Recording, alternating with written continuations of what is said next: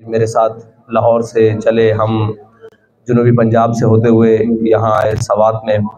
इनका बेहद शुक्रगुजार हूँ। और जितने भी हमारे ज़िली और डिविजनल क़यादतें ख़ुद चल कर पिंडी से, कश्मीर से, सारे पंजाब से मैं देख रहा हूँ, बहुत बहुत सारी शख्सियात, नाम बड़े हैं सबके, मेरे लिए काबिल एहतराम है, मेरे भाई हैं, वर्कर हैं। वो तशरीफ़ लेकर आए मुल्क के मुख्तलिफ़ कोनों से और अपने भाइयों की इस दुख में, दर्द में शरीक होने के लिए आए सवात में। दूसरी बात यह है कि हालात जैसे जैसे दिन गुजरेंगे सैलाब के बाद, तो ज़रूरियात का और चीज़ों की कीमतें और उनकी तादाद और उनकी ज़रूरियात बदलती जाएंगी। जैसे अभी आगाज़ हुआ तो उस वक्त उनको रेस्क्यू की ज़रूरत थी, तो तहरीक लब्बैक पाकिस्तान के कारकुनों ने उनको रेस्क्यू किया। और इसके बाद उनको खाने पीने की अशिया की ज़रूरत थी, फिर टेंट्स की ज़रूरत थी, वो भी लेकर आए, साथ ही सारा कुछ आ रहा है। इसके बाद जिसे कहा जाता है कि मामूलात ज़िंदगी को मामूल पर लाना, रिहेबिलिटेशन, इसके ऊपर भी इंशाअल्लाह तहरीक लब्बैक पाकिस्तान काम कर रही है। और हमारे इंजीनियर्स ने बताया है कि हम 2.5 लाख के करीब किसी ऐसे मकान की तरफ जा रहे हैं जो एक फैमिली के रहने के लिए होगा।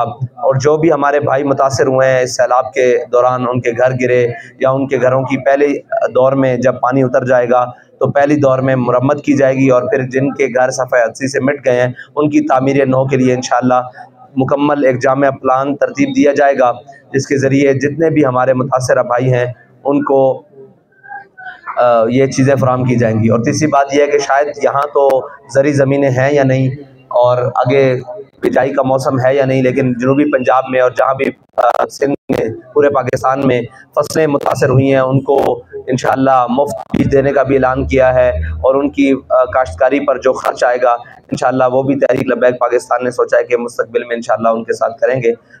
आपने ये सवाल पूछा है कि उन तक कितनी इमदाद पहुंच चुकी है, तो इमदाद का तखमीना लगाना इस वक्त बहुत मुश्किल है, क्योंकि इमदाद वो है कि एक जगह से कहीं तरसील हो तो हमें मालूम हो। पाकिस्तान भर में कैंप्स लगे हुए हैं और हमारे लोग रोज़ाना की बुनियाद पर उनको तरसील कर रहे हैं। पूरे पाकिस्तान में सवात में भी आ रहा है, सिंध में भी जा रहा है, बलूचिस्तान में भी जा रहा है, जनूबी पंजाब में भी जा रहा है, जहाँ जहाँ मुतासर इलाके हैं रोज़ाना की बुनियाद पर उसकी डिटेल इंशाल्लाह इकट्ठी हो रही है। लेकिन उस पूरे डाटा को अभी तक कंपाइल नहीं किया गया कि वो कितनी अमाउंट बनती है या कितनी मद बनती है। दूसरी बात यह है कि आपने कहा कि क्या इरादा रखती है और कितने पैकेज का ऐलान करती है। देखें, हम एक फलाई जमात के तौर पर, एक सियासी दीनी जमात के तौर पर काम कर रहे हैं।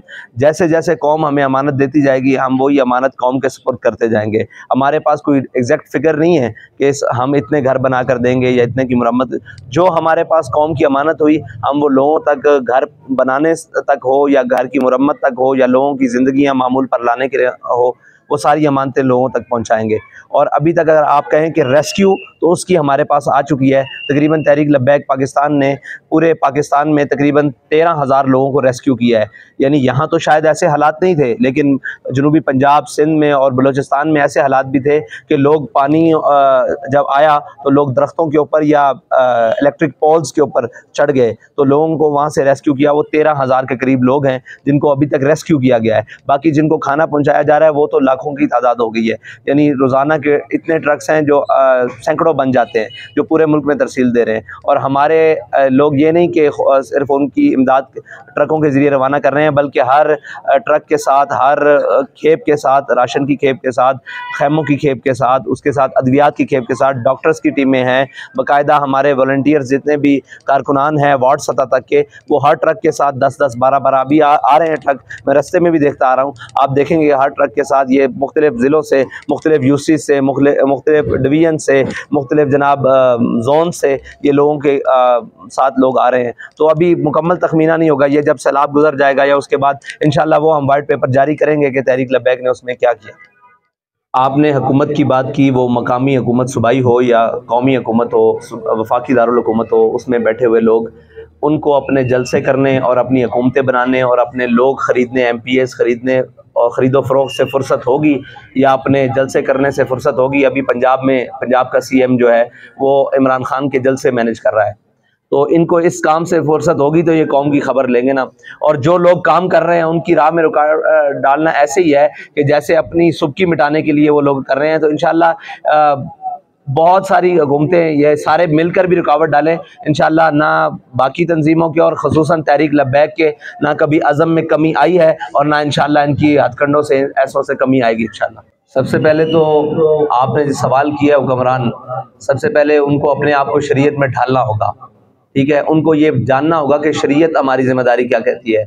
ना तो इन्होंने कभी आइन पढ़ा है, ना इनको आइन का मालूम है कि आइन ने हमारी क्या जिम्मेदारी लगाई है। ये सिर्फ एचकन पहन कर एक वजारत का, वजारत उज़्मा हो या वजारत आला हो या कोई भी वजारत हो या मुशावरत हो, उसका हल्फ लेने उठाने के लिए एचकन पहनते हैं और वो हल्फ पढ़ते हैं। इन्होंने कभी आइन खोल कर देखा नहीं है कि उसके अंदर हमारी जिम्मेदारियाँ क्या हैं। और जब लोग मर रहे हों या भूख से मर रहे हों या सैलाब के अंदर बह जा रहे हों, तो उस वक्त तो सारी चीज़ें, सारी हदें तोड़कर सबसे पहले जान बचाना फ़र्ज़ है ना। लोगों की जान बचाना फ़र्ज़ है, फिर उनकी भूख मिटाना फ़र्ज़ है, फिर उनके लिए छत मुहैया करना, ये हुक्मरानों की जिम्मेदारी है। ना कि वो जलसों पे खड़े होकर अपने सियासी हरीफों को लिताड़ते फिरे।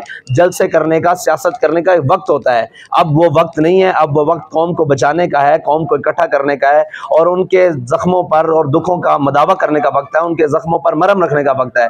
लेकिन ये आपको पता है शुरू से अय्याश तबीयत है, ये बाहर से लाए जाते हैं और फिर बाहर चले जाते हैं। अभी आपके यहाँ भी चंद साल देखा है, पिछले 2 दहाइयाँ, मतलब 2 जो गवर्नमेंट्स हैं वो एक खसूसन मखसूस पार्टी के पास है और उनके लोगों ने भी, हमने देखा है कि तब्दीली के नाम पर एक कहा फलाई रियासत और मदीना की रियासत बनाएंगे। मदीना की रियासत में अगर किसी जो हकीकी मदीना की रियासत थी, उसमें तो एक बाशिंदा भूखा होता था तो हज़रत उमर अपने कंधों पर बोरी लाद कर उसके घर तक पहुंचाते थे। और ये नहीं करते थे कि हेलीकॉप्टर से देख लें और देखकर आपने जो सड़कें बनाई हैं, तामीरी काम किया, उस पर चल कर आकर कौम के दुख सुने और कौम के मसाइल को सुने और फिर उसके बाद ये एक बुनियादी ज़रूरियात हैं एक मुस्लिम मुआशरे के अंदर रहने वाले हुक्मरान के लिए। लेकिन आज क्या है कि उसके बिल्कुल बरक्स है, वो अपने महलों में सोए हुए हैं, अपनी जागीरों में बैठे हुए हैं और अपने जनाब सियासी अपने कैरियर को जारी रखे हुए हैं। उनको क्या गर्ज, उनको गर्ज ये है कि हमने पंजाब की सीएमशिप कैसे बचानी है, हमने जनाब जहां ये ज़िमनी इंतखाबात हो रहे हैं वहां अपनी सीटों को कैसे बचाना है, हमने अपनी जोड़ तोड़ को कैसे करना है। लेकिन कौम बह जाए या मर जाए या कुदरती आफात के जद में आकर सारी बह जाए, उनको इससे क्या परवाह है। ये लोग बाहर से लाए जाते हैं और ये सारे इंपोर्टेड हैं, खाली वो 11 इंपोर्टेड नहीं है, ये भी इंपोर्टेड है जो हमारे ऊपर अब मुसल्लत ये किया रखा है 2.5 साल 3 साल और उसके बाद अब मजीद जो 2 सूबों में उसके पास हुकूमत है, ये भी तो इंपोर्टेड ज़हनियत का है। अगर ये इंपोर्टेड ज़हनियत का ना हो तो अपनी कौम की खिदमत तो ज़रूर करे, अपनी कौम के दरमियान तो ज़रूर नज़र आए और जनाब एक बाकायदा कालीन बिछाकर और 4 कुर्सियाँ लगाकर और ये कौम की खिदमत हो रही है। कौम की खिदमत और कौम की ज़रूरियात तब महसूस होंगी जब कौम के अंदर उतरा जाएगा। तो ये पहली ज़रूरत है कि हुक्मरान, इस्लाम की हुक्मरानी का तस्वुर यह है, शरीयत की हुक्मरानी का तस्वुर यह है कि हुक्मरान कौम के दरमियान मौजूद होता है।